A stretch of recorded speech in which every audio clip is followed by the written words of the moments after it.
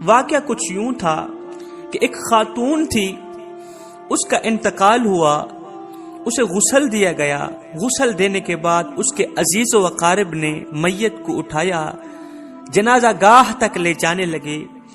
عزیز و اقارب کو محسوس ہوا، میت اٹھانے والوں کو محسوس ہوا کہ میت بہت زیادہ وزنی ہو چکی، بھاری ہو چکی، اتنی بھاری ہوئی کہ اٹھائی بھی نہیں جاتی۔ بڑی مشکل سے اس خاتون کے عزیز و اقارب نے میت اٹھا کر جنازہ گاہ تک پہنچایا۔ جنازہ پڑھنے کے بعد جب اس کی تدفین کرنے لگے تو قبر کھودنے والے کہتے ہیں کہ جب ہم قبر کھود رہے تھے، قبر کے اندر جب ہم داخل ہوئے تو ہمیں شور و غل سا محسوس ہونے لگا۔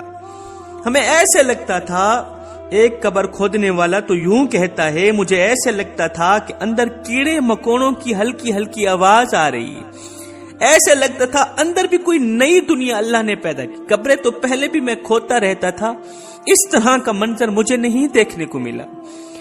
کہتے جب میں پلکی چھپکانے کے لیے اس طرح کرتے نا ہم، تو جب میں آنکھیں بند کرتا تھا تو ایک لمحے کے لیے، ایک پل کے لیے آنکھ بند ہوتی تھی تو مجھے یوں لگتا تھا کہ میرے سامنے آگ ہی آگ ہے، میرے گرد و نواح آگ جل رہی اور میں آگ کے درمیان بیٹھا ہوا ہوں۔ حالانکہ سردی کا موسم تھا، لیکن مجھے ایسے لگتا تھا جیسے جہنم کی تمام کھڑکیاں کھول دی گئی ہیں۔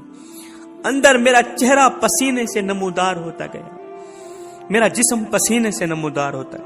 فل سردی تھی، باہر جاڑا تھا، قبر کے اندر گرمی ہی گرمی ہی۔ کہتے میں نے ایک عجیب سی مخلوق دیکھی، دو کیڑے میں نے دیکھے، دو کیڑے جن کا کلر بالکل سفید تھا۔ اس سے پہلے میں نے اس طرح کے کیڑے کبھی نہیں دیکھے تھے، ان کا کلر بالکل سفید تھا، اندر آگ ہی آگے۔ خیر میں باہر چلا آیا۔ جب اس خاتون کو اندر دفن کرنے لگے، تدفین کرنے لگے، خاتون کو قبر کے اندر لٹایا تو لوگوں نے اپنی آنکھوں سے دیکھا وہ سفید کیڑے جو تھے وہ اس خاتون کے اوپر گھومتے پھرتے نظر آئے، بھاگتے دوڑتے نظر آئے۔ خیر اس کے اوپر مٹی ڈالی گئی، قبر بنائی گئی، اسے بند کیا گیا۔ جب واپسی کی طرف اس کے عزیز و اقارب آ رہے تھے، ایک دوسرے کو کہہ رہے تھے آخر جی یہ تو ہونا ہی تھا۔ ہر کسی کی زبان پر یہی جملہ تھا، آخر جی یہ تو ہونا ہی تھا۔ میں نے پوچھ ہی لیا بھئی کیا ہونا تھا؟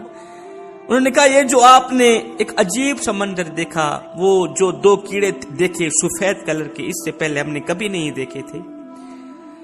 قبر کے اندر جہنم کی کھڑکیاں کھول دی گئی تھی، قبر کے اندر گرمی ہی گرمی تھی، اتنی گرمی کی شدید گرمی، ایسے لگتا تھا جیسے گرد و نواح آگ ہی آگے۔ یہ جو خاتون تھی اس کا مسجد کے ساتھ گھر تھا، مسجد کے بالکل قریب گھر تھا، اور جب اذان ہوتی تھی مؤذن کہتا تھا حی علی الصلاۃ، چلے اور نماز کی طرف۔ اس کا گھر تو بالکل مسجد کے قریب تھا، ہم جب نماز پڑھنے کے لیے مسجد کے اندر داخل ہوتے تو اس کا دروازہ کھلا ہوتا، کسی کی بھی نظر جاتی تو ہر بندہ یہی کہتا ہے کہ ٹی وی لگی ہوئی ہوتی، ادھر سے اذان آ رہی، ادھر سے ٹی وی لگی ہوئی ہے، کنجر خانہ لگا ہوا ہے۔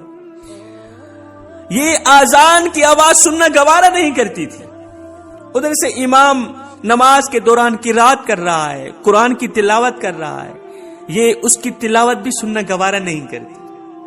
اللہ اکبر، فیشن ایبل خاتون تھی، جب گھر سے باہر نکلتی تھی اپنے خوبصورت چہرے پر ناز کرتی تھی کہ میرا چہرہ کتنا خوبصورت ہے، میری یہ جو نشیلی آنکھیں ہیں یہ کتنی خوبصورت ہیں، میرے نرم ملائم بال کتنے خوبصورت ہیں۔ خود کو دوسری عورتوں سے الگ تھلگ سمجھنا، فیشن ایبل ٹائٹ کپڑے پہن کے باہر نکلتی تھی، جب باہر نکلتی تھی تو ہر نوجوان کی نظر اسی پر ہوتی تھی۔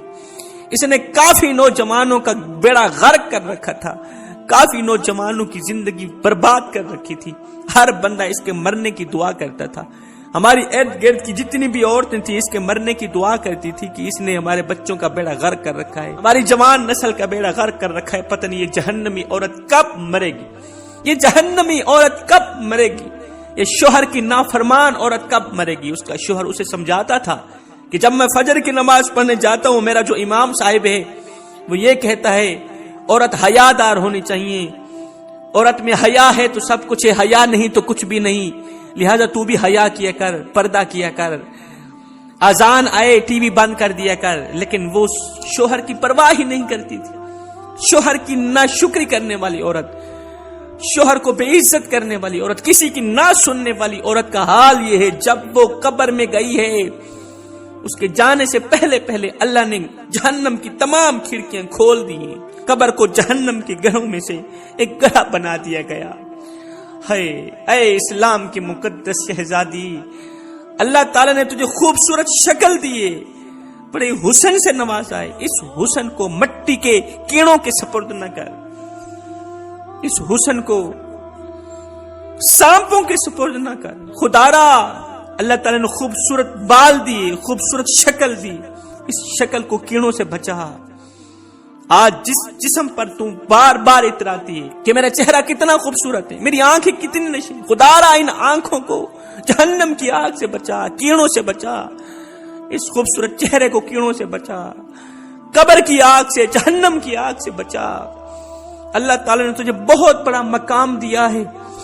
اللہ کے قریب ہو جا، نماز کے قریب ہو جا، آذان کے بالکل قریب ہو جا. آذان سے دور نہ ہو، قرآن سے دور نہ ہو، دین سے دور نہ ہو. دین سے دور ہوگی تو برباد ہو جاؤ گی.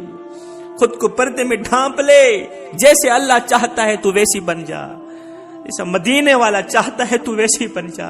حضرت سیدنا علی المرتضی شیر خدا کرم اللہ وجہ الکریم سے پوچھا گیا، یا علی، عورت اپنے رب کے سب سے زیادہ قریب کس وقت ہوتی ہے؟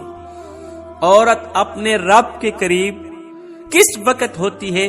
حضرت علی رضی اللہ تعالی عنہ نے فرمایا، جب وہ دین کے قریب ہو جاتی ہے، جب وہ نماز کے قریب ہو جاتی ہے، جب وہ اپنی بند حویلی میں نماز پڑھتی ہے، اس وقت وہ اللہ کے بالکل ہی قریب ہوتی ہے. عورت کے صحن میں نماز پڑھنے سے بند کمرے میں نماز پڑھنا زیادہ افضل ہے.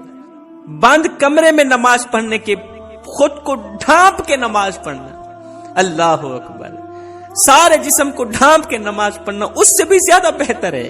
نماز چہرے کا نور ہے، دل کا سرور ہے. وضو سے شکل، قرآن سے عقل اور نماز سے نسل پاک ہوتی. جب دل گھبرانے لگے، آنکھوں سے آنسو نکلنے لگے، اس وقت ایک کام کرنا، اپنے دونوں ہاتھ اللہ کے سامنے دعا کے لیے اٹھا لینا. چاہے کچھ بھی نہ کہنا، اللہ سب کچھ جان جائے گا، جان جائے گا آپ کے درد کو، جان جائے گا آپ کی تکلیف کو، جان جائے گا آپ کی تمام ضرورتوں کو.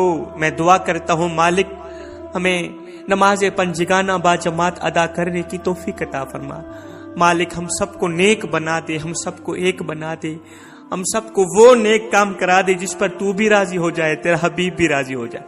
مالک ہمیں صراط مستقیم پر چلنے کی توفیق عطا فرما. فقیرانہ آئے صدا کر چلے، نمازی بنو تم دعا کر چلے.